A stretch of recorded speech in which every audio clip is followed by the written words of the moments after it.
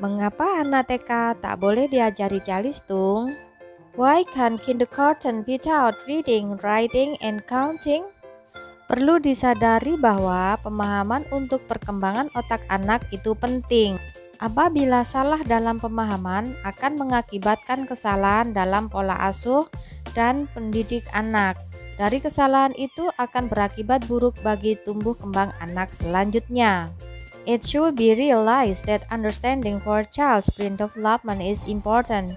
If it is wrong in understanding, it will result in errors in parenting and educating children. From that mistake, it will be bad for the next child's growth and development. Contoh perilaku yang disebabkan karena kesalahan dalam pemahaman perkembangan otak anak antara lain: examples of behavior caused by errors in understanding children's brain development include 1. Banyak sekali kita jumpai orang yang selayaknya sudah dewasa namun bertingkah seperti anak-anak dan pola pikirnya kekanak-kanakan. 1. We meet so many people who should be adults but act like children and have a childish mindset. 2. Tercetak insan dengan mindset tidak suka mengambil resiko kegagalan yang bermental pegawai, bukan visioner, bukan pakar atau ahli di bidang masing-masing, bukan insan yang bermental pengusaha pembuka lapangan pekerjaan, lebih memilih jadi pegawai yang mendapat gaji bulanan tapi ketika di PHK kelabaan karena tidak punya keterampilan. 2. Human with a mindset do not like to take the risk of failure, whose mentality is employee, not visionaries, not an expert in their respective field, not a person with the mentality of an entrepreneur, who opens up employment opportunities, prefer to be an employee who gets a monthly salary, but when he is laid off, he is confused because he does not have the skill. 3. Kita terbiasa mengapresiasi ranking dengan nilai teratas 5-10 besar dan nilai sempurna 80-100. Jarang sekali kita mengapresiasi kerja keras anak dalam belajar. Padahal, tidak sedikit anak yang belajar mati-matian namun memperoleh nilai kurang memuaskan dan jauh dari harapan. Karena kemampuan anak tidak sama dengan bakat yang berbeda juga. 3. We are used to appreciating ranking with top marks of Big 5 till 10 and a perfect score of 80 till 100. Rarely we don't appreciate children's hard work in learning, even though there are not a few children who study hard but get unsatisfactory grades and far from expectation. Because children's abilities are not the same as different talent too. Sudah menjadi rahasia umum saat ujian nasional sekolah, si anak melakukan kecurangan dan diaminkan oleh guru. Apabila anak kita terbiasa dihargai kerja kerasnya, bukan angka atau nilai semata, maka mereka pasti menolak untuk disuruh curang, karena mereka akan lebih pede dengan hasil usaha belajarnya sendiri. Tapi kenyataannya, saat ini masih banyak anak yang menurut perintah kecurangan yang memalukan tersebut. It is common knowledge when the school national exam, the child cheats and it's approved by the teacher. If our children are accustomed to be rewarded for their hard work, not just number of grades, then they will definitely refuse to be cheated because they will be more confident with the result of their own learning efforts. But the fact today, there are still many children who obey this shameful cheating order. Para ahli otak di dunia, termasuk Indonesia, semacam Indonesian Neuroscience Society, sudah lama melakukan penelitian bahwa otak anak-anak itu belum berkembang sempurna atau matang hingga mereka berusia 20-25 tahun. Setelah berkembang sempurna, barulah dianggap dewasa. Brain experts in the world, including Indonesia, such as the Indonesian Neuroscience Society, have long conducted research that children's brains are not fully developed or mature until they are 20 till 25 years old. After fully developed, then they are considered adults. Otak kita dibagi menjadi 3 bagian: batang otak di atas leher, limbik kepala bagian belakang, dan prefrontal cortex atau PFC kepala bagian depan atau di jidat. Perkembangan ketiganya pun berurutan sesuai dengan yang di atas. Jadi PFC itulah yang terakhir berkembang dengan sempurna, yang menandakan seseorang menjadi dewasa. Our brain is divided into three parts: the brainstem above the neck, the limbic, the back of the head, and the prefrontal cortex of PFC, the front of the head on the forehead. The development of the three sequentially in accordance with above. So the PFC, that's the last to fully develop, that signifies a person becoming an adult.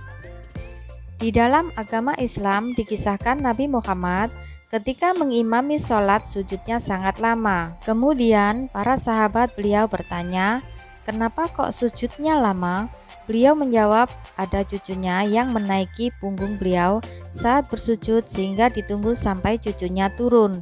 Dari kisah ini, Nabi aja mendahulukan anak kecil bermain dibandingkan ibadahnya. Apa hubungan kisah ini dengan perkembangan otak anak? In Islam, it is narrated that the Prophet Muhammad, when he led his prostration prayer for a very long time, then his companion asked, why did he prostrate for so long? He replied that there was his grandson clamped on his back while prostrating, so that he waited for his grandson to come down. From this story, the Prophet Muhammad just gave priority to children playing than his worship. What is the story related to the development of the child's brain? Sambungan otak anak-anak itu belum sempurna. Otak mereka baru siap menerima hal-hal kognitif pada usia 7 sampai 8 tahun. Sebelum usia itu, hal-hal yang pantas buat mereka hanyalah bermain dan bermain. Dan mereka tidak boleh dimarahi. Karena itulah Nabi Muhammad mengutamakan cucunya bermain di atas punggungnya saat beliau sujud dalam sholat. Sebelum ada ahli otak yang meneliti, Nabi Muhammad sudah menerapkan hal demikian kepada cucunya. The children's brain connection are not perfect. Their brains are only ready to accept cognitive things at the age of 7 till 8 years. Before that age, the proper thing for them is just to play and play, and they should not be shouted. That's why the Prophet Muhammad prioritized his grandson playing on his back when he prostrated in prayer.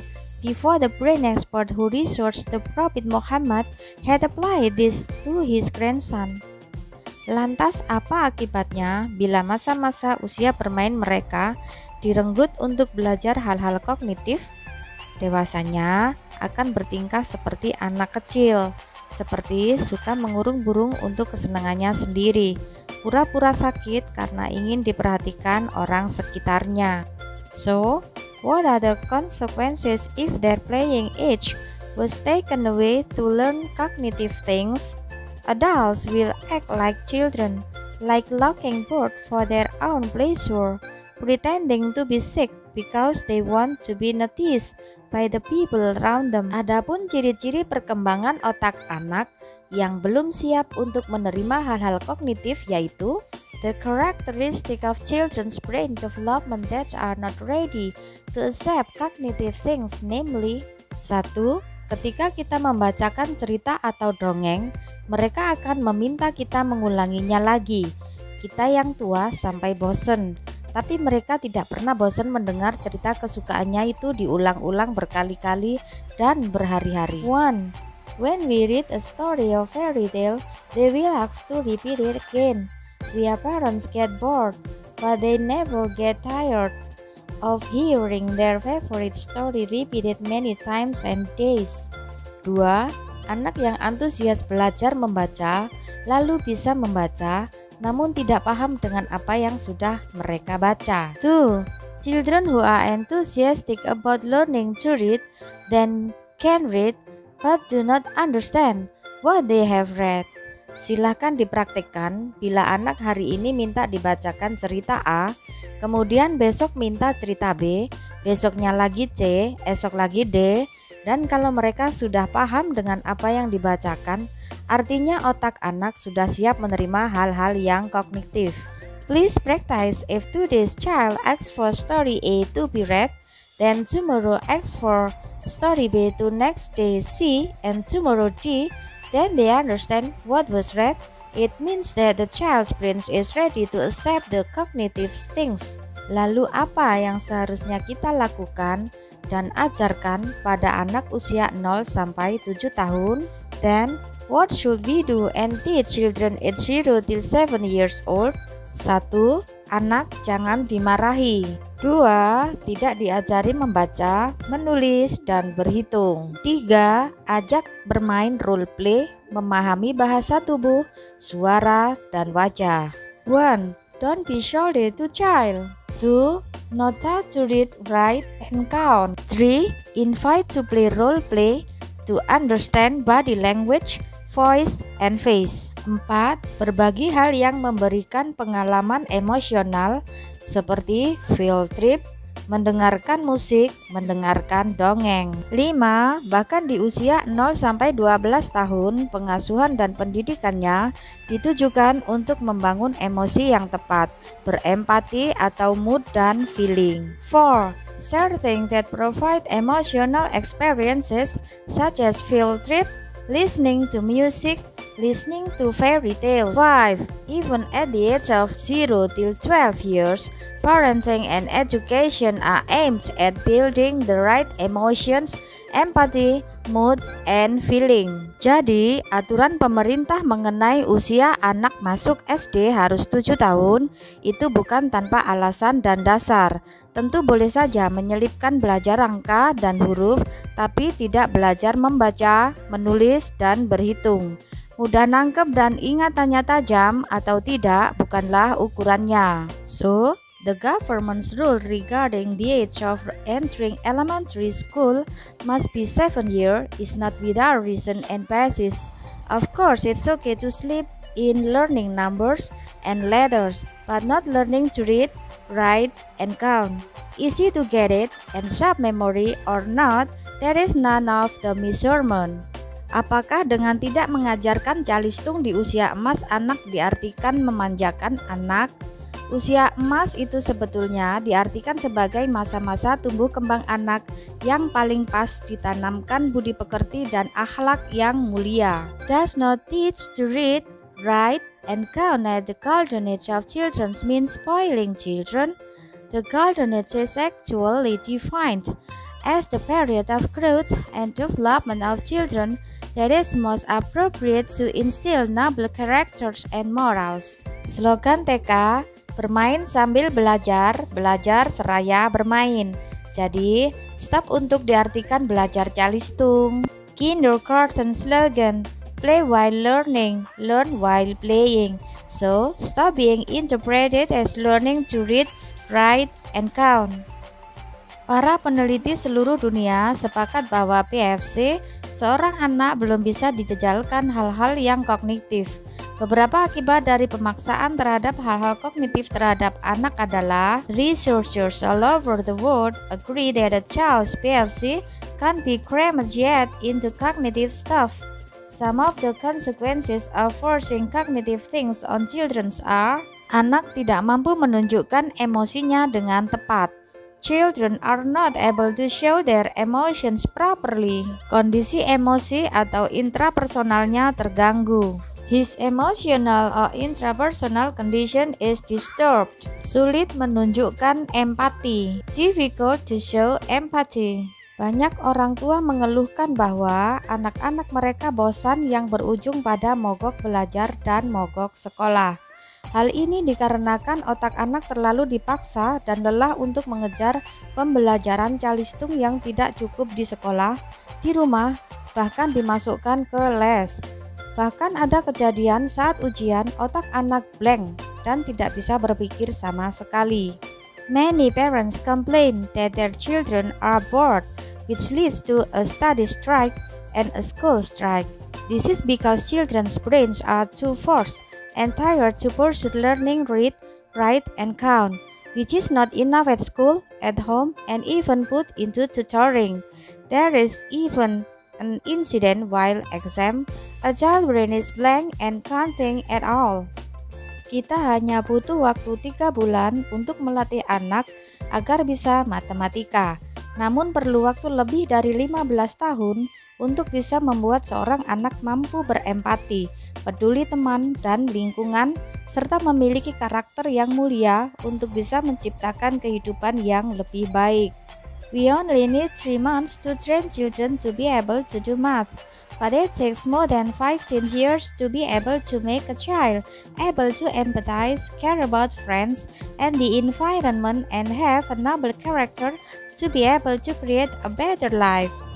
Itulah mengapa Calistung tidak diajarkan di sekolah PAUD sampai TK. That's why read, write, and count is not taught in early childhood until kindergarten. Informasi ini diperoleh dari berbagai sumber dan surat edaran pemerintah. This information was obtained from various sources and government circular. Thank you for watching. Jangan lupa subscribe. Wassalamualaikum.